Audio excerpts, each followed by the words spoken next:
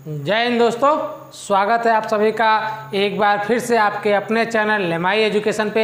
आज हम आपको सिंप्लीफिकेशन यानी कि सरलीकरण का कुछ सवाल बताने जा रहे हैं। इसमें देखिए कैसे होता है, जैसे कि हमें दे दिया कुछ इस प्रकार से क्वेश्चन और कह दिया कि इसका मान ज्ञात करना है। जैसे लिखा है 1/15, 1/35, 1/63 और 1/99 प्लस में 1/43। कुछ ऐसी संख्याएं दे देता है और हमें कहता है कि इसका क्या ज्ञात कीजिए, मान ज्ञात कीजिए। तो अब ये बताइए कि हम इसका मान ज्ञात करेंगे तो कैसे ज्ञात करते हैं। और आइए इसको बिल्कुल आसानी से और आसान, देखने में बहुत ही कठिन लग रहा है लेकिन सबसे आसान तरीके से और बिल्कुल आसान भाषा में इसको समझते हैं। देखिए ये हमारा कितना है, 15 है, ठीक है 15। और 15 का हम दो गुणनखंड ऐसे करते हैं जिनका गुणनखंड हो जाए। 15 का दो को गुणनखंड करेंगे तो क्या होता है, एक होता है 3 और एक होता है 5। 3 पचे 15, 3 का 5 में गुणा करेंगे तो कितना होगा, 15। अब हमारा आता है क्या, 35। अब इस 35 का दो को गुणनखंड करेंगे कि ताकि दो को सार्थक गुणनखंड। देखिए तो एक होगा 7 पचे 35, ठीक है ना। तो एक हो गया 5 और एक हो गया 7। अब इस 63 का दो को गुणनखंड करेंगे तो एक देखिए सब में जो है ये लास्ट वाला गुणनखंड आता रहेगा। क्यों, 5 7 35 और 7 5 35 और 7 9 63 होगा कि नहीं होगा। अब 99 है, 99 का दो को खंड करेंगे तो देखिए 9 गुणे में आई का हो गया, सब में गुणा है भाई, सब में 9 गुणे 11 तो 11 9 का हो गया 99, 11 9 99। अब देखिए 143 का खंड करेंगे तो 11 गुणे 13, 11 में जब 13 का गुणा करेंगे तो 11 13 में 143 होगा। इस तरह से इसका हो गया। अब इसके बाद इसका उत्तर में क्या करते हैं, एक चीज हम देखिए ध्यान से कि सबका अंतर डिफरेंट जो है समान आया है। अंतर क्या है, समान है। 5 और 3 का अंतर कितना होगा, 2 का होगा। 7 और 5 का अंतर 2 होगा। 9 और 7 का अंतर 2 होगा। 7 और 11 का अंतर 2 होगा। 11 और 13 का अंतर 2 होगा। तो दोस्तों एक चीज हमें साफ जाहिर होती है कि इसका अंतर यानी डिफरेंट जो है ये सब में क्या है, बराबर है, ठीक है, ये बराबर है। तो अब इसके बाद हम क्या करते हैं कि ऊपर वाली संख्या को गिन लेते हैं, ठीक है। तो ऊपर वाली संख्या क्या है, 1 2 3 4 5, कट है 5 है, मतलब कितना एक है तो 5 गो। तो 1 + 1 + 1 + 1, 1 2 3 4 और 5 बार 1 है तो हमने 5 बार 1 लिख लीजिए। कै बार है, 1 बार 2 बार 3 बार 4 बार 5 बार, तो हमने 1 2 3 4 5 बार 1 लिख लीजिए। और सबसे छोटी संख्या और सबसे बड़ी संख्या, सबसे छोटी संख्या बड़ी संख्या का गुणा कर लेंगे। देखिए सबसे छोटी संख्या और सबसे बड़ी संख्या, तो सबसे छोटी संख्या और सबसे बड़ी संख्या। अब बताइए क्या हो गया, 1 2 3 4 5, 5 अब बटा 13 तिया कितना होता है, 39। दोस्तों 13 तिया कितना होगा, 39। देखिए हमारा उत्तर बिल्कुल आसानी से क्या हो गया, निकल गया। 13 तिया 39, 5 बटे कितना, 39। तो हमारा ऑप्शन कौन सा सही होगा, तो ऑप्शन नंबर ए सही होगा कि 5 बटे 39। कितना आंसर आया हमारा, 5 बटे 39। इस प्रकार से इसको हम कर सकते हैं। क्या किए हैं, कुछ नहीं करना है, बस इसका खंड कर लेंगे। 15 है, 15 का 2 को खंड कर लेंगे और 35 का खंड, 63 का खंड और किसका, 99 का खंड। इस प्रकार से इसको कर लेंगे। दोस्तों सेकेंड मेथड देख लीजिए, इसका सेकेंड मेथड है, उसको भी देख लेते हैं। देखिए कैसे, देखिए मेथड इसका एक दूसरा और तरीका हम देख लेते हैं। देखिए हमने तो अभी एक तरीके से आपको बता दिया, दूसरा तरीका क्या है इसका, इसको भी हम आपको बता देते हैं। देखिए सबसे पहले क्या है, 1 अब बटा में पहला वाला जो हमने गुणनखंड किया कितना है, 3 हो गया, माइनस अंतिम पद क्या है, 1 है और बटा में अंतिम वाला गुणनखंड कितना आ रहा है, 13 आ रहा है।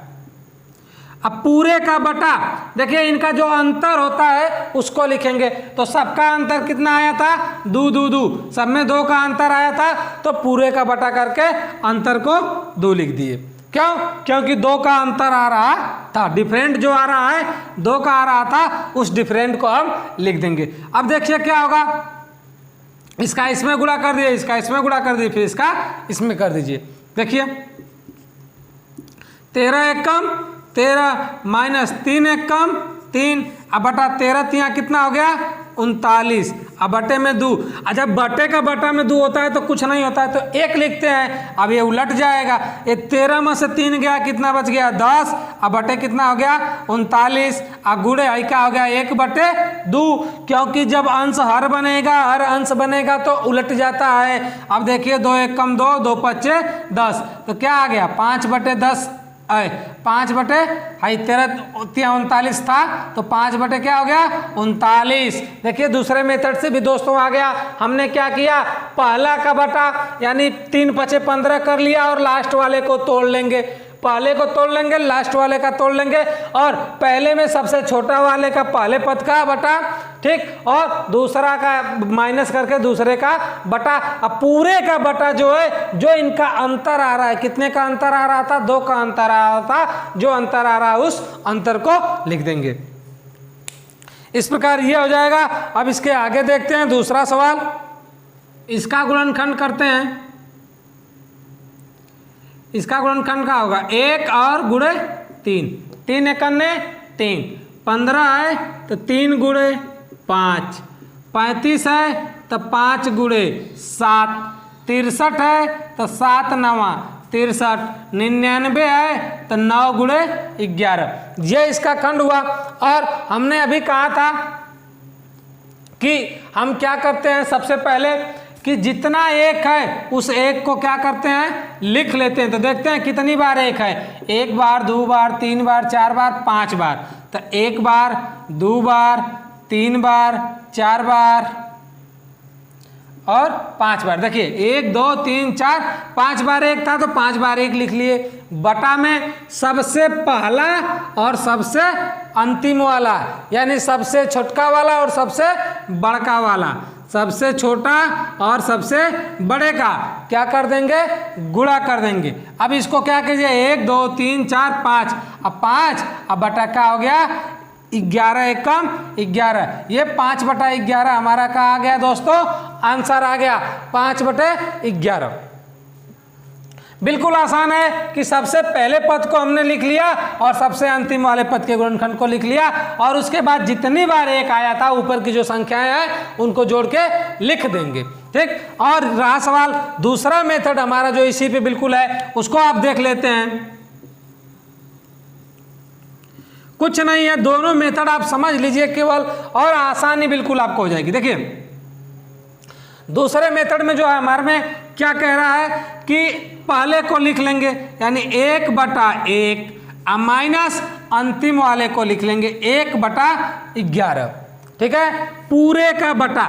देखिए जब 1 और 2 का हम डिफरेंट करते हैं तो अंतर कितने का आता है, 2 का आता है। यदि डिफरेंट करेंगे तो कितने का आएगा अंतर, 2 का। जो अंतर आएगा उसी अंतर की हम क्या करते हैं, भाग देते हैं, उसी अंतर की इसमें क्या कर देंगे, भाग दे देंगे। अब देखिए 11 एकम 11, 1 एकम 1, अब बटा क्या हो गया 11 एकम 11। अब इसका पूरे का बटा क्या है 2। देखिए अगर इसका बटा कुछ नहीं है तो हम 1 मान लेते हैं। अब इसको उलट देंगे, ये 10 11 में से 1 गया, कितना बच गया 10, अब बटे क्या हो गया 11, अब गुणे जब ये इसको उल्टेंगे तो ये गुणे में हो जाएगा 1/2, 2 एकम 2 और 2 पच्चे 10, कट गया तो 5 एकम 5 और 11 एकम 11। क्या 5/11 दोस्तों हमारा दोबारा से वो आंसर नहीं आया जो आंसर था, बिल्कुल वही आंसर आ गया दोनों मेथड से। इसलिए हम आपको दोनों मेथड बताते हैं। दोनों मेथड बिल्कुल ही इजी और बिल्कुल ही आसान है, आप बस ध्यान से इसको देखते जाइए, नोट कर लीजिए। इसे है कि 1/1 गुणे 2 धन 1/2 गुणे 3 धन 1/3 गुणे 4 plus dot dot dot dot करके 1/99 गुणे 100। अब कह रहा है कि इसी का हमें क्या ज्ञात करना है, मान ज्ञात करना है दोस्तों।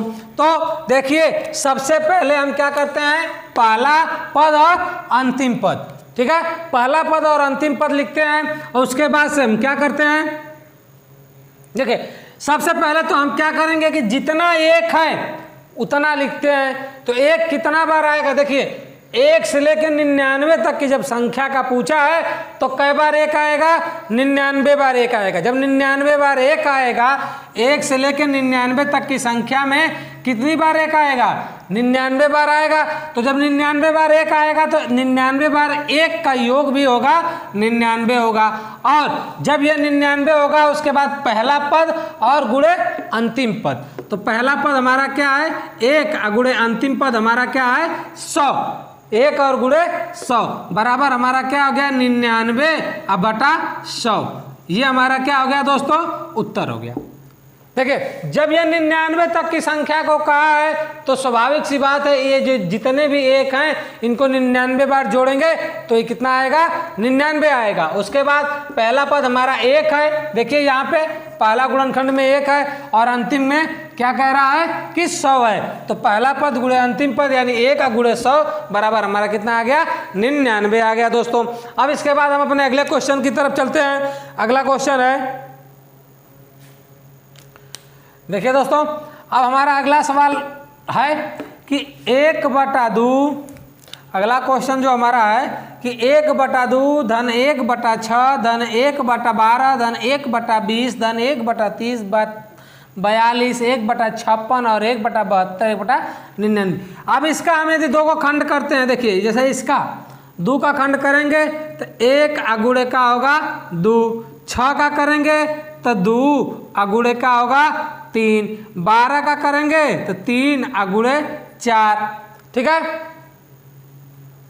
इस तरह से अगर हम इसका करेंगे 20 का तो 4 5 20। ऐसे करते करते करते करते हम सबका यदि जाएंगे तो लास्ट वाले का हम जो करेंगे एक होगा 11 गुणे 12, 11 और गुणे क्या होगा ये 12 हो जाएगा। सबका करते जाएंगे तो लास्ट में 11 गुणे 12 ये हमारा होता जाएगा। अब हमारे सवाल में क्या कह रहा है कि सब पदों को जोड़ लेते हैं, उसके बाद पहला पद और अंतिम पद। तो कुल टोटल कितने पद है अब इसको हम गिनेंगे तो 1 2 3 4 5 6 7 8 9 10 और 11। कितने 1 हैं 11 1 हैं। जब 11 1 हैं तो जोड़ेंगे तो 11 होगा। अब देखिए पहला पद गुणे अंतिम पद, अंतिम पद कितना है 12 है तो 12 यानी कि 11 12 1 कम 12, 11/12। बिल्कुल सिंपल सा आसान सवाल इस तरह से अगर आता है तो इसको हम कर लेंगे 11 क्या हो गया दोस्तों 12 हो गया इसका आंसर। अब चलते हैं हम अपने अगले सवाल की तरफ, आइए देखते हैं, वो इससे भी मजेदार सवाल है। ये तो अभी छोटे छोटे सवाल थे, मेन सवाल तो अभी आगे आपको मिलेगा। अभी तो ये दिखावा था, केवल आप देखते जाइए। आगे आइए देखते हैं कि कैसे कैसे सवालों का सामना आपको करना पड़ता है। ये बस सिखाया जा रहा था आपको।